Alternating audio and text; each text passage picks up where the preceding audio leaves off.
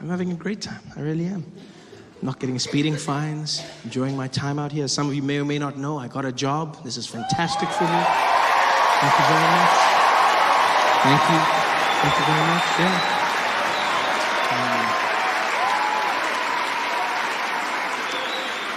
That's how my grandmother put it, funny enough. I phoned my grandmother to tell her that I'd be working on The Daily Show, and she was really excited. She was like, "Ooh, Trevor, I'm so happy for you. Well done, you got a job." I said, no, Granny, I already had a job. And she's like, "No, you didn't. Did you have an office?" I said, "No." She's like, "Then it wasn't a job." That's all she cares about. My mom was a bit better. I called her to tell her the news. And to give you a bit of a backstory, I've got two younger brothers. Right? One brother is 9 years younger than me, and then the youngest is 20 years younger than me. Right? And so the youngest just became one of the student council members in his school. Right? So he got onto the student council. So I phoned my mom to tell her my good news.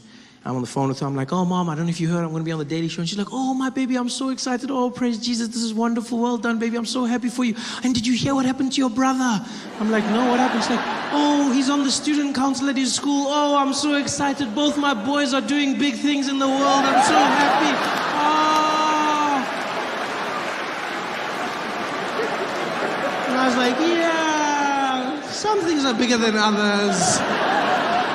She's like, "No, it's all the same." I was like, "You say that, but I mean, you know. Come on, you know." She's like, "Okay, fine. You were never student council, so let's cheer for you." You're like, "What?" It was a wonderful experience, though. Changed my life completely. Come into the US, feel like people are smiling at me more. Might just be my imagination. Because I noticed it at the airports. I've been flying in. Probably a combination of my job and the fact that the Ebola crisis is now past. That was probably the worst time ever, is flying into America as an African during the Ebola crisis. It was the craziest thing I've ever seen in an airport. You'd walk in, there'd be tension, they'd usher everybody into a special quarantine area, ask you questions that they don't normally ask. The number one question they always ask was, "Sir, have you been in contact with Ebola?" They'd always ask, "Sir, have you been in contact with Ebola?" I love the sincerity of the question. Like there was a chance my answer could be yes. And next stop, Disney World. Like what kind of person do you think I am that I'd still be embarking on a journey, having knowingly been in contact with the most deadly disease on the planet? Like who do you think I am that I'd be there like, "I don't care. Booking.com has a zero refund policy. I'm going to Disney World, even if it kills me, Mickey Mouse, and everybody else, I'm going." "Have you been in contact with Ebola?" And they always said it like Ebola was like a distant relative. I love the phrasing. "Have you been in contact with Ebola?" "Yeah, I spoke to him last week. He's doing well, eh? Thank you very much for asking." Ebola made flying a nightmare. One of the worst flights. I was coming from Johannesburg, South Africa, going to San Francisco. Flew, and then because of the distance of the flight, you have to stop over in Washington, and they change over your flight, so you go onto another plane, and then that plane takes you to San Francisco. And when we were changing planes, when we were switching over, the air hostess in the second plane tells the passengers that Africans are coming on board. Right? And so because of this, they're going to be spraying the cabin with the light pesticide. No, I understand, like when people are afraid, they do stupid things. I get it. But what I didn't understand was why she told them this as we were boarding the plane. Have the decency to speak behind our backs. Because we're walking onto the aircraft, and she takes her little microphone and she goes, "Ladies and gentlemen, please note we have some passengers joining us in the South African flight. They're coming from Africa. If everybody could please stay in their seats as these passengers find their place. We're going to be spraying the cabin with a light pesticide due to the Ebola crisis. And feel free to cover your nose, eyes, ears, and mouth. The pesticide shouldn't be harmful, but it may be. So if everybody would just cover up, and we'll be coming down shortly as everybody takes their place. Thank you very much." She says this as we board the plane. This is our introduction, Ebola crisis, and we're there like, hello.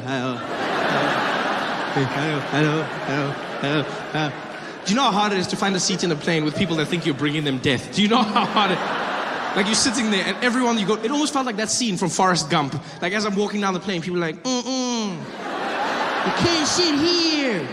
No space. I'm just walking down trying to find your Jenny. Finally, everyone's seated. We take off. The plane heads out to San Francisco.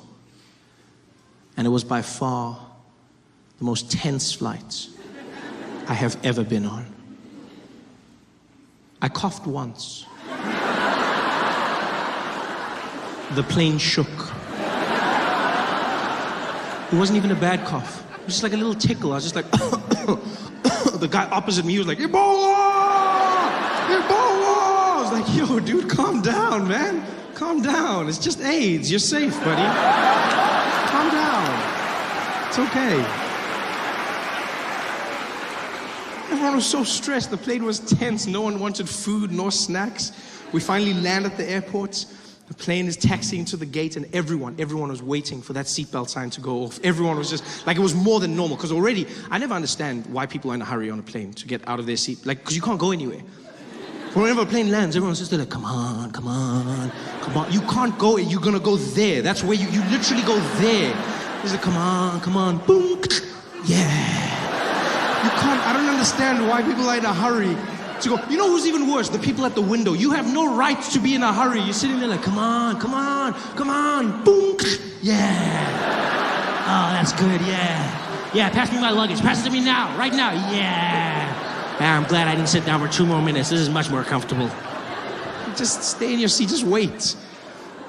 Ebola made it worse, 100 times worse. You know, because now everyone wants to get out of the plane. Coughing, sneezing, you can feel the tension. And as we're about to leave, the air hostess comes back on the PA and she goes, ladies and gentlemen, back in your seats, please. Everybody back in your seats.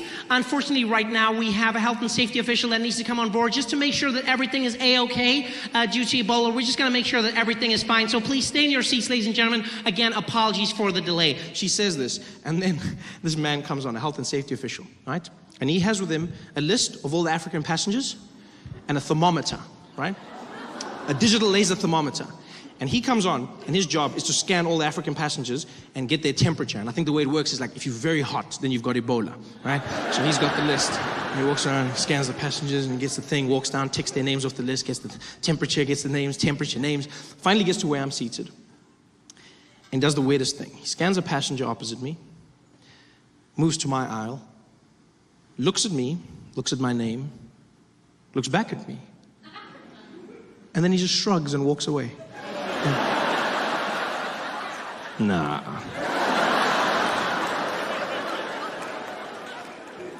Almost as if I wasn't African enough.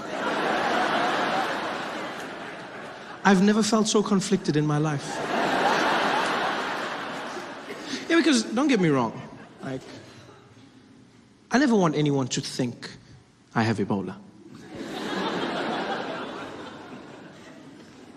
But I also don't want anyone to assume that I can't have Ebola. You don't know me. You don't know what I'm capable of. I could have all the Ebola in the world. I'm there trying to cheer myself up. Like, chin up, Trevor. You could have Ebola. Chin up, kid. Come on, come on, come on. You could have Ebola. And he walks to the back of the plane. He scans the rest of the passengers. Gets to the tail, and he realizes he's now missing a name. So he looks back through the plane, can't figure out what's going on. I know it's me, but I'm not gonna help him. Yeah. He had his chance. He had a good Ebola man and he let him go. And so I watch him panic. And as he panics, the air hostess comes back down the plane and she goes, hey, what's going on? I need to get the people out of here. He goes, yeah, I know, I got a problem on the Ebola list. I can't figure out where the passenger is. And she's like, yeah, I gotta get the people out. He's like, look, I know this is killing me as well, but I just gotta figure out. She's like, yeah, if I don't get them out, I'm dead. I gotta get the people going. It's like, yeah, I know, just calm down, just give me a second. And now you can feel the tension building in the plane. People start whispering, there's murmurs going around. Because some people are hearing pieces of the conversations, like broken telephone as it goes down the plane. All they're hearing is, yeah, Ebola killing me, people. She's like, yeah, dad, everybody out of here, dad. And it's like you feel the tension. People start looking at each other. The guy opposite me didn't even hide it. He was like, it's you. Ebola, it's you. I was like, dude, I do not have Ebola. Stop saying that. Stop saying. He's like, it's you, damn it, it's you. I'm busy coughing. I was like, if you don't shut up, I'll cough on you. I'll cough on you now. He's like, what? I was like, I'll cough on... He's like, what? I'll kill you. I was like, I'll kill you first. He's like, everyone in the place starts losing. The people are going crazy. Everyone is stressed. People want to leave. And in the middle of the chaos, in the midst of all of this, I'll never forget a Middle Eastern man, maybe 4 rows behind me, dressed in very traditional garb. He stands up and he sticks his head into the conversation being had between the air hostess and the safety official. And he goes, excuse me, pardon me.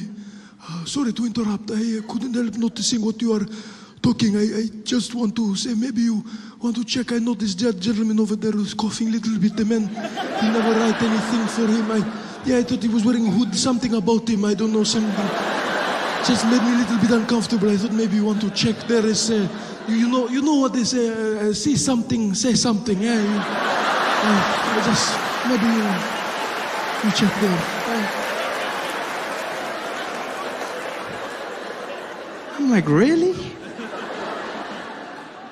Et tu, Ahmed?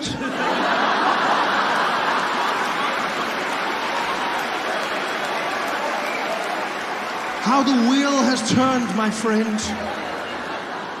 You quickly forget. There was a time when Muslims were the black people of the sky. And yet now you have deserted me. Because I thought he'd be on my side. I thought if anyone understood what it would be like to be stigmatized, it would be that man. You know, I thought we shared something. I thought he'd look over and be like, don't worry, brother. I got your back. Instead, he sold me down the river, threw me under the bus like, hey, it's your turn now. I'm free, bitches. And he was. I don't blame him. He was.